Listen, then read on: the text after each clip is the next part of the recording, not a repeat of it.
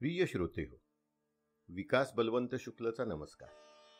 आपण ऐकत आहोत आनंदवन प्रयोगवन.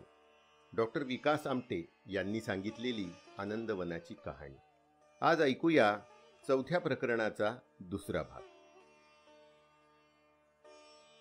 सध्या आम्ही भर देतो आहोत तो कर्णबधिरांना कोणकोणतं प्रशिक्षण देता येईल यावर. आपल्याकडे अंधांच्या गरजांचा बराच अभ्यास झाला आहे. त्यांच्यासाठीच्या शिक्षणाची घडी व्यवस्थित बसली आहे. तसंच अपंगांचंही. अपंग माणूस बोलू शकतो, स्वतःचे प्रश्न मांडू शकतो, उत्तरं शोधू शकतो. पण सगळ्यात मोठा प्रश्न येतो तो कर्णबधिर मुलामुलींचा. त्यामुळे त्यांच्यासाठी वेगळे व्यवसाय शोधण्याचं काम सध्या आमच्याकडे सुरू आहे. त्याचं एक उदाहरण सांगतो. मध्यंतरी आमच्याकडे L&T पब्लिक चॅरिटेबल ट्रस्टच्या मदतीने बांधकाम कौशल्य प्रशिक्षण केंद्र सुरू झालं. हा विभाग म्हणजे युवाग्राम या बेरोजगार तरुणांच्या प्रशिक्षण केंद्राचं पुढचं पाऊल आहे असं म्हणायला हरकत नाही. आम्ही असा विचार केला की या केंद्रात एक बॅच फक्त कर्णबधिर विद्यार्थ्यांची काढावी. म्हणजे बांधकामाचं शास्त्रशुद्ध प्रशिक्षण घेतलेली ही मुलं पुढे आनंदवनातच दुरुस्ती, देखभालीचं आणि नव्या बांधकामात मदतीचंही काम करतील. L&T केंद्रातल्या प्रशिक्षकांनाही ही कल्पना आवडली आणि ती यशस्वीही झाली. संधी निकेतनची गोष्ट सांगता सांगता आम्ही बराच पुढे आलो. पुन्हा एकदा मागे जाऊन टप्प्याटप्प्याने उद्योगधंद्यांची वाढ कशी झाली ते सांगतो. चरख्यानंतरचा टप्पा होता हँडलूम्सचा.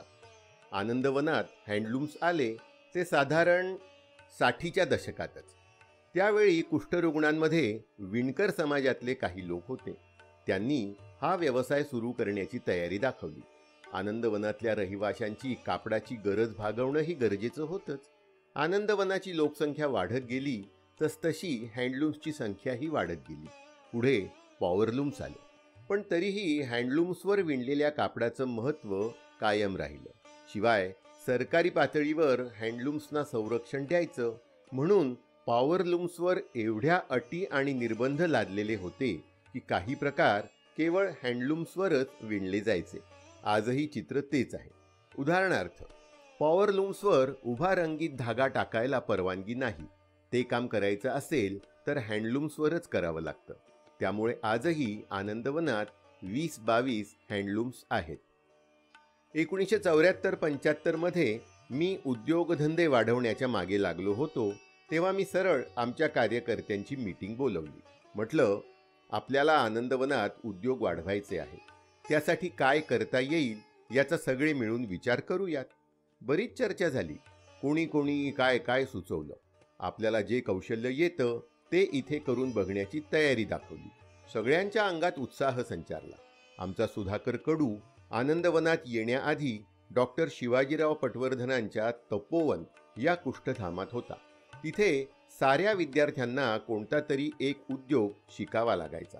अगदी कच्चा माल घेण्यापासून ते वस्तू पूर्ण होईपर्यंत सगळं त्यांना स्वतः करून बघावं लागायचं. सुधाकर तिथे सतरंजी करायला शिकला होता. तो म्हणाला, भाऊ, मला सतरंजी करता येते, मी करू का ती इथे? मी म्हटलं, जरूर. सतरंजी ही उपयोगी वस्तू होती, आनंदवनासाठी आणि नंतर बाहेर विकण्यासाठी सुद्धा. मी सुधाकरला म्हटलं, तुला सतरंजी करायला काय काय लागतं ते बघ. बाबांकडून ॲडव्हान्स घे आणि नागपुरातून सामान घेऊन ये. आता बाबांकडून पैसे मिळणं हे एक महाकठीण काम होतं. बाबांना उधळपट्टी अजिबात चालायची नाही आणि पैचा हिशोब लागायचा.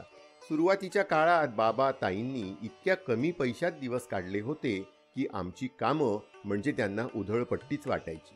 बाबांशी सामना करायला सुधाकर बरोबर मीही होतोच. मी बाबांना नव्या उद्योगाची कल्पना दिली. बाबा तयार झाले. फक्त करड्या नजरेने सुधाकरकडे बघत म्हणाले, सुधाकर, पैसे घेऊन जातोयस, पण सतरंजी होणार ना? मी येणारे पहिली सतरंजी बघायला.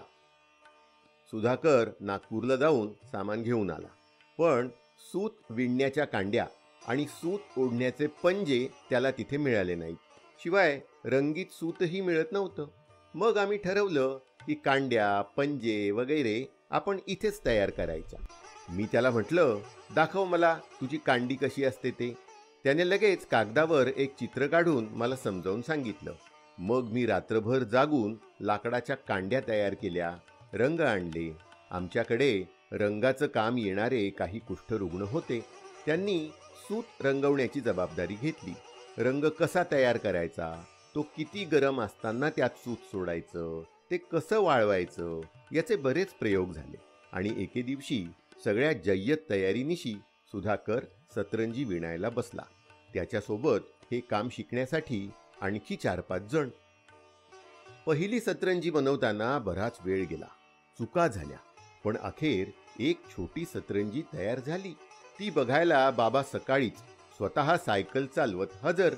काम फत्ते झालंय म्हटल्यावर बाबांनी सुधाकरला मनापासून शाबासकी दिली. मग ते काम जोरात सुरू झालं. सुधाकरने त्या काळात अक्षरशः मान पाठ एक करून काम केलं. दिवसा तो अंधशाळेत काम करायचा, तर संध्याकाळी सतरंजी विभागात. सतरंजीचे वेगवेगळे प्रकार आकार आजमावून होईपर्यंत आणि 5-10 जणांना त्याचं नीट प्रशिक्षण मिळेपर्यंत त्यानेच या विभागाची जबाबदारी सांभाळली. त्या काळात आम्ही सतरंजीमध्ये खूप प्रयोग केले. आश्रमशाळा, अंगणवाडीत लहान मुलांना जेवायला बसण्यासाठी लागणाऱ्या लांब पट्ट्या, एकेका माणसाला बसण्यासाठीची आसनं, कार्पेटसारख्या दिसणाऱ्या रंगीबेरंगी दऱ्या आणि वेगवेगळ्या मापांच्या सतरंज्या. कारागिरांचा हात बसत गेला तसे सतरंजांचे आकारही वाढत गेले. या सतरंजा बाहेर विक्रीसाठी जाऊ लागल्यावर ऑर्डरींचं प्रमाण वाढत गेलं. आनंदवनातली सतरंजी म्हणजे किमान 10 वर्षांची गॅरंटी, अशी जाहिरात आमच्या ग्राहकांनीच केली. त्यामुळे आजही सतरंजी हे आनंदवनातल्या विक्री केंद्रातलं मोस्ट पॉप्युलर उत्पादन आहे. आता सतरंजी विभागात ऑर्डरीप्रमाणे कितीही मोठ्या सतरंज्या तयार करून मिळतात.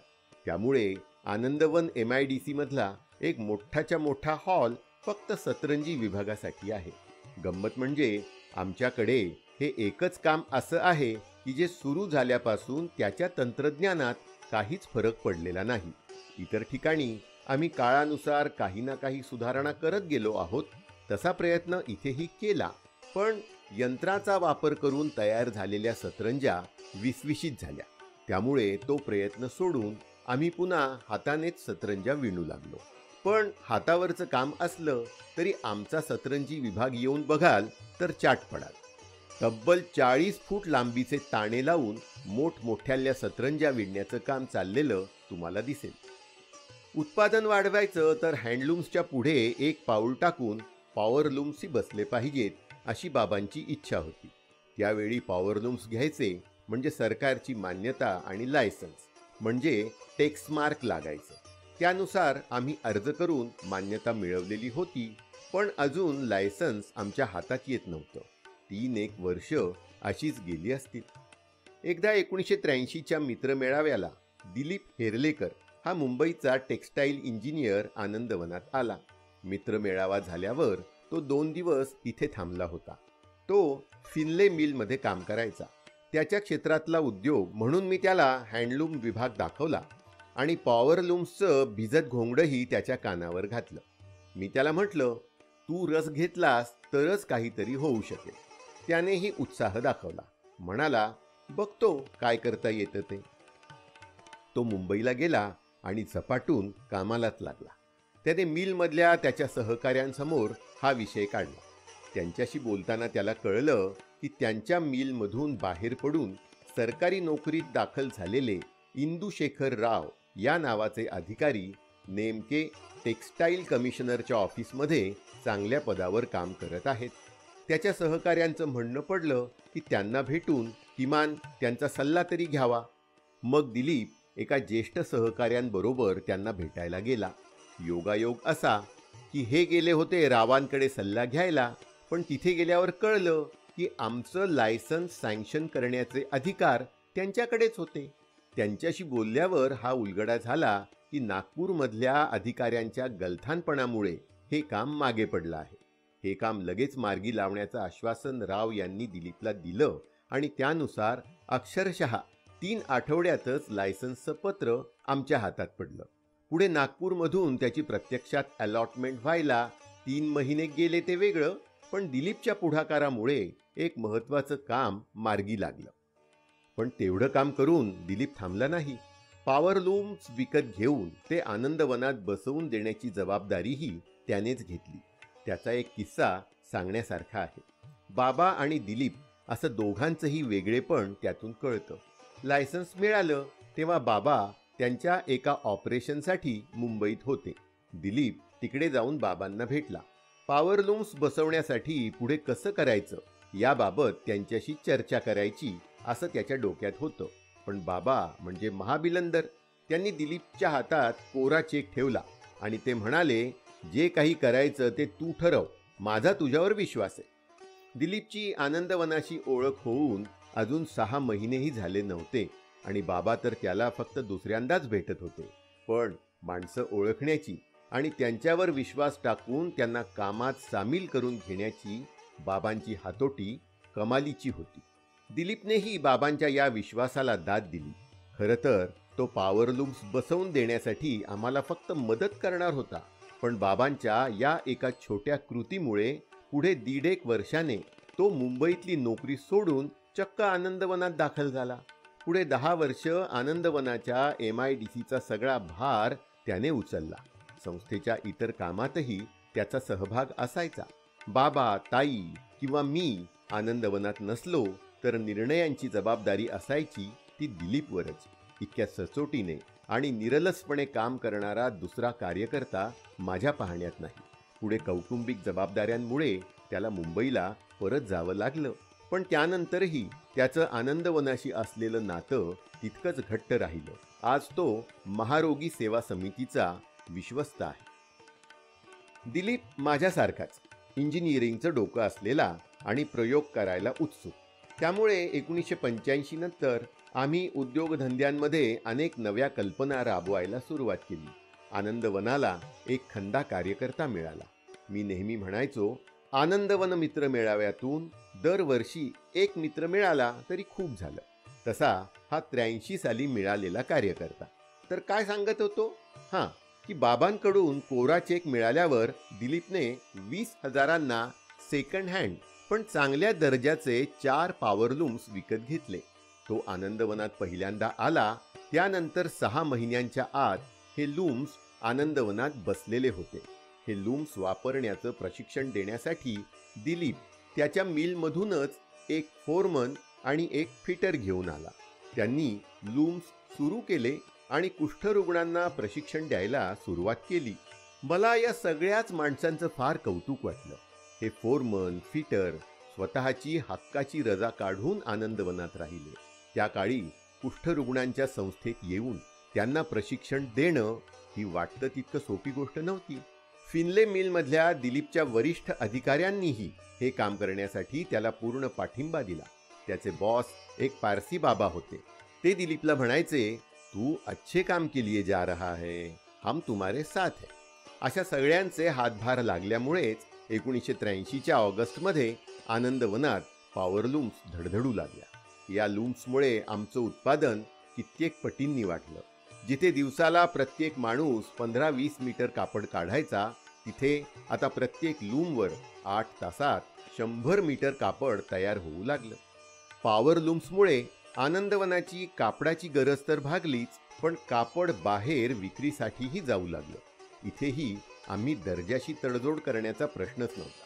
त्यामुळे थोड्याच काळात बाहेरच्या संस्थांकडूनही आम्हाला कापडाची मागणी येऊ लागली.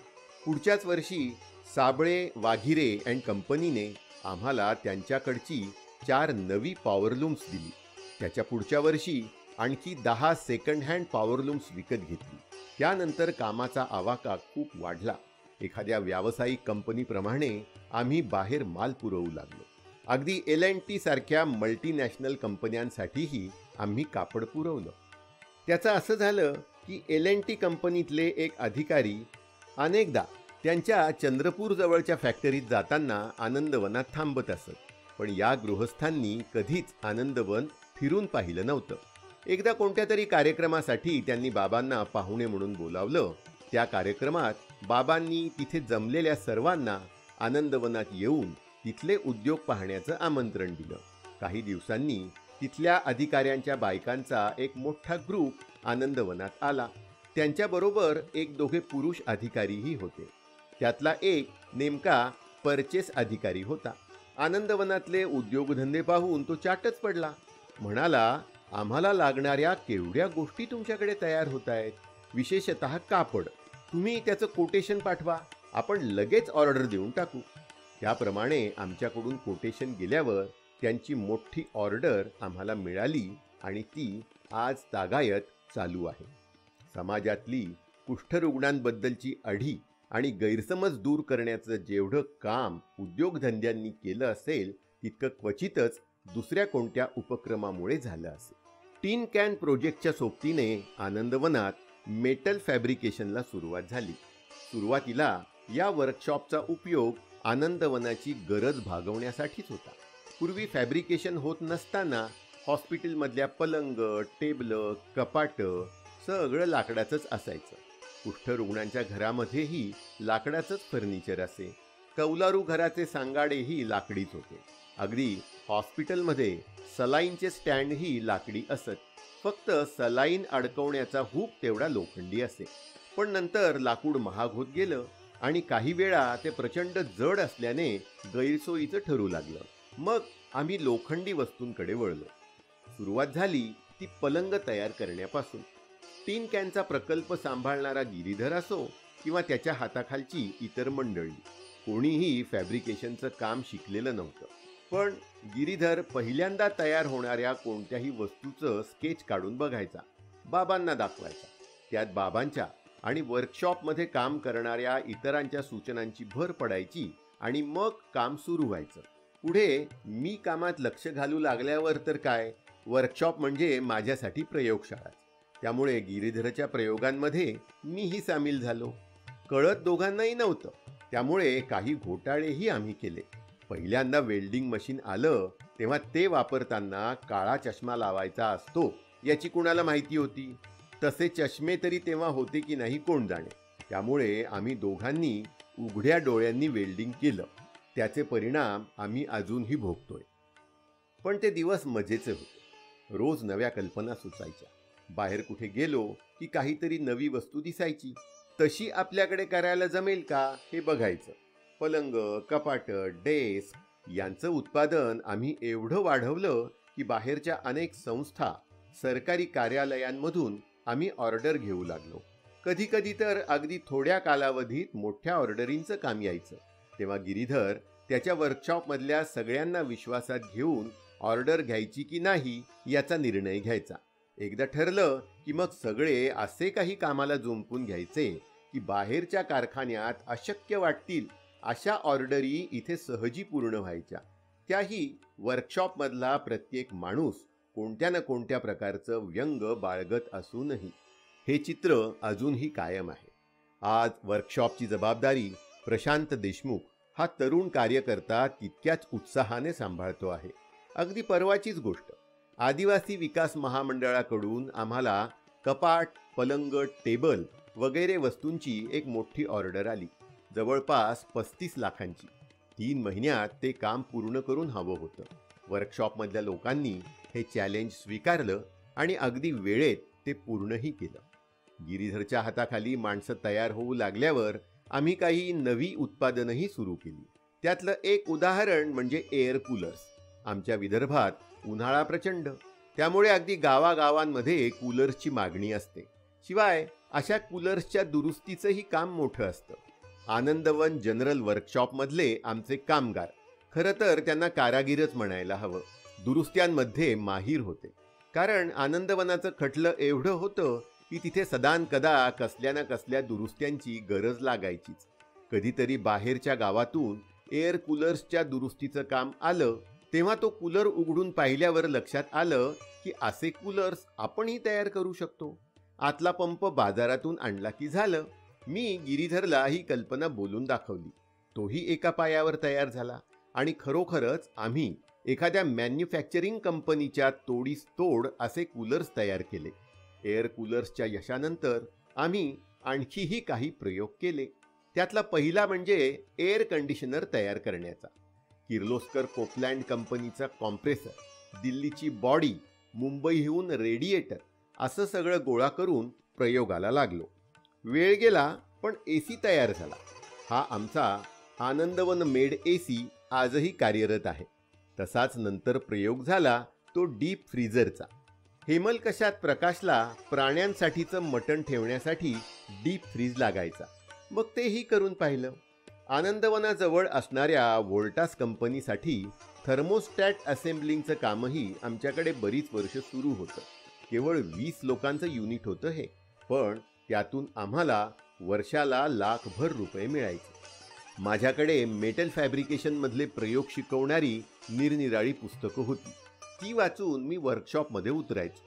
सोबतीला गिरीधरसारखी उत्साही मंडळी असायचीच. आमच्याकडे हे एक वेगळंच स्पिरिट आहे. माणसं उत्साहाने ओसंडत असतात. काही नवं करायचं म्हटलं की त्यांच्या अंगात अक्षरशः वीरश्री संचारते. सगळे बाह्या सरसावून कामाला लागतात. रात्र रात्र माणसं वर्कशॉपमध्ये काम करताना दिसतात. बाबांना या उत्साहाचं जबरदस्त कौतुक होतं. असा एखादा नवा प्रयोग करायचा झाला की ते आमच्या पुढे असत. रात्रीतून 2-2दा चक्कर मारत. माणसांना मनापासून आणि आनंदाने काम करताना बघण्याएवढा आनंद कशातही नाही असं ते नेहमी म्हणत. सुदैवाने हा आनंद आम्हा सगळ्यांना भरभरून मिळाला. अशा प्रयोगांमुळे आनंदवनात किती नवनव्या वस्तू तयार झाल्या असतील याची मोजदादच नाही. त्यातल्या ज्या वस्तू उपयोगी पडल्या, किफायतशीर ठरल्या, त्यांचं उत्पादन पुढे सुरू राहिलं, बाकीचं बंद झालं. या वर्कशॉपमध्ये तयार होणारी प्रत्येक वस्तू आम्हाला निखळ आनंद देऊन गेली. पण त्यातही सगळ्यात वरचा नंबर लागतो तो अपंगांसाठीच्या 3 चाकी सायकलींचा. अपंगांसाठी पूर्वी प्रामुख्याने व्हीलचेअरच वापरली जायची. पण व्हीलचेअरला कुणीतरी ढकलावं लागतं. याचा अर्थ आणखी एका माणसावर अवलंबून राहणं आलं. त्या काळी अपंगांसाठी 3 चाकी सायकलीही होत्याच, पण त्यात अनेक त्रुटी होत्या. सर्वच प्रकारच्या अपंगांना त्या चालवता येत नसत. आम्हाला त्या त्रुटी जास्तच जाणवत, कारण कुष्ठरुग्णांचं अपंगत्व इतरांपेक्षा वेगळं असे. हातापायाची बोटं झडल्यामुळे त्यांना ग्रीप मिळवायला, ब्रेक दाबायला अवघड जात असे. अनेकदा कुष्ठरोगामुळे पायाचं एलिफंट फूट ॲम्प्युटेशन करावं लागल्यामुळे पायाचा आकार भला मोठा आणि वेडावाकडा झालेला असे. शिवाय ग्रामीण भागातल्या छोट्या आणि उंच सखल गल्ल्यांमधून पूर्वीची अवाढव्य 3 चाकी सायकल शिरणं अवघड होतं. तसंच ती बरीच महाग असायची, हे वेगळंच. आमच्याकडे फॅब्रिकेशनचं काम जोरात सुरू झाल्यावर मी एकदा अशीच एक बाजारात मिळणारी 3 चाकी सायकल उचलून वर्कशॉपमध्ये आणून टाकली. गिरीधरला म्हटलं, ही अशी सायकल आपण करू शकणार नाही का? गिरीधरचं उत्तर काय असेल? तो म्हणाला, अशी कशाला, आपण याच्यापेक्षा चांगली सायकल करू ना. मी म्हटलं, क्या बात आहे. या सायकलीमध्ये मला जे काही प्रॉब्लेम्स जाणवत होते ते मी गिरीधरला सांगितले. त्यानेही त्या सायकलीचा नीट अभ्यास केला आणि थोड्याच दिवसात मला एका नव्या सायकलीचं स्केच आणून दाखवलं. ते माझ्या अपेक्षेच्या बऱ्यापैकी जवळ जाणारं होतं. त्यात काही दुरुस्त्या सुचवल्यानंतर गिरीधर आणि त्याचे साथी लागले कामाला. फॅब्रिकेशन हा त्यांच्या डाव्या हाताचा मळ होता. 2 दिवसात रात्र रात्र जागून त्यांनी नवीन सायकल तयार केली. त्या 2 दिवसातला बराचसा वेळ मीही वर्कशॉपमध्येच असायचो. सायकल तयार झाल्यावर आनंदवनातला आमचा कार्यकर्ता करीम याला ती सायकल चालवायला दिली. खरं तर त्याच्यासाठीच मी ही सायकल डिझाईन केली होती असं म्हटलं तरी चालेल. त्याला काय अडचणी येतात हे पाहिलं. आणखीही 1-2 अपंगांना ती दाखवून त्यांचं मत विचारलं. आम्हीही डोकं लावलं. ज्या गोष्टी जाणवल्या त्या लक्षात घेऊन त्या डिझाईनमध्ये आणखी थोडे बदल केले आणि झाली की आमची इनोव्हेटिव्ह 3 चाकी सायकल तयार. आम्हाला हवी तशी अपंग कुष्ठरुग्णांना स्वयंपूर्ण बनवणारी सायकल. ही सायकल बनवण्याचा पहिला उद्देश होता आनंदवनातल्या गरजूंना त्यांच्या पायांवर उभं करणं. त्यांना कधीही कुठेही जाण्यासाठी, आवारात फिरण्यासाठी कोणाचीही मदत लागता कामा नये एवढीच आमची इच्छा होती. त्यामुळे सुरुवातीला सायकलींचं उत्पादन होत होतं ते फक्त आनंदवनातल्या लोकांसाठीच. सुरुवातीच्या काळातलं ते दृश्य अजूनही माझ्या डोळ्यांसमोर आहे. अपंग आणि कुष्ठरुग्ण या सायकलवरून आनंदवनाचा फेरफटका मारायला निघायचे तेव्हा त्यांची आत्मविश्वासपूर्ण सवारी बघून इतरांच्या डोळ्यात आनंदाने पाणी उभं राही. आनंद दोन गोष्टींचा असायचा, आपले हे मित्र आता इतर कोणापेक्षाही कमी नाहीत याचा, आणि आपल्याच संस्थेमध्ये त्यांच्यासाठी अशी सायकल तयार होऊ शकली याचाही. आज अशा 3 चाकी सायकली तयार करणारं महाराष्ट्रातलं आमचं एकमेव केंद्र आहे. या ठिकाणी 4थ्या प्रकरणाचा दुसरा भाग वाचून संपला. आपणास हे अभिवाचन कसं वाटलं हे कळून घ्यायला मला जरूर आवडेल. आपण यूट्यूबच्या चॅनलला व्हिडिओखाली आपले अभिप्राय जरूर नोंदवावेत अशी विनंती आहे. जर हा उपक्रम आपल्याला आवडला असेल तर आपण माझ्या यूट्यूब चॅनलला जरूर सबस्क्राईब करा. आपल्या मित्रमंडळींपर्यंत या वाचनाची बातमी पोहोचवा आणि एका चांगल्या उपक्रमाचं, एका चांगल्या पुस्तकाचं वाचन अधिकाधिक लोकांपर्यंत पोहोचवण्याच्या कामात मला हातभार लावा. धन्यवाद.